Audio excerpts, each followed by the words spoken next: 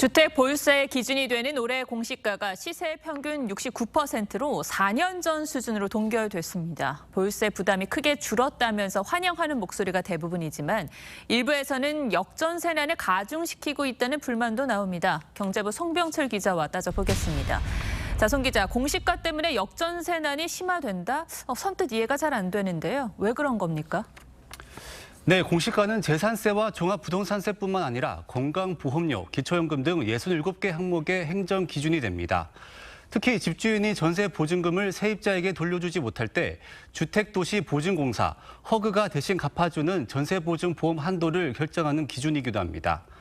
아파트는 전세 보증금의 90%까지 허그가 보증을 해주지만 빌라나 KB 시세가 나오지 않은 오피스텔, 소규모 아파트의 경우에는 공시가를 기준으로 보증해줍니다. 예. 그런데 전세 보증 한도가 전세 사기 여파로 지난해 5월부터 공시가의 150%에서 126%로 줄어들면서 문제가 발생했습니다. 예를 들면 공시가 1억 원인 빌라의 경우 전세 보증 한도가 1억 5천만 원에서 1억 2,600만 원으로 줄어든 겁니다. 이런 상황에서 빌라 공시가도 거의 오르지 않거나 오히려 떨어지면서 전세 보증 한도도 전세 시세와 차이가 커진 겁니다. 그러니까 보증 한도가 낮아진 만큼 전세가가 떨어진다는 얘기입니까? 문제는 전세 사기가 사회적으로 이슈가 되면서 세입자들이 전세 보증이 되는 매물만 찾게 되고 네. 집주인들도 어쩔 수 없이 전세를 낮추면서 월세를 끼인 반전세로 전환하고 있다는 겁니다. 이런 과정에서 여윳돈이 없는 집주인은 보증 사고를 일으키는 거죠. 실제로 올해 1월 허그가 대신 갚아준 금액은 3천억 원으로 1년 전보다 30% 이상 늘었습니다. 빌라나 오피스텔 가진 사람들이 전세를 주고 있는 경우는 100이면 99%는 역전세 상황에 처했다라고 보시면 됩니다.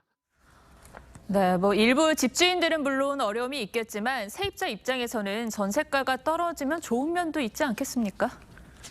꼭 그렇지만은 않습니다. 반전세를 낀 월세로 전환되면 청년과 서민들의 주거비 부담이 커질 수밖에 없습니다. 예. 또 지금 보시는 것처럼 시세와 전세 보증 한도 격차가 커서 청년층들이 좀 더 나은 집으로 옮기고 싶어도 못 가게 하는 역효과도 발생합니다.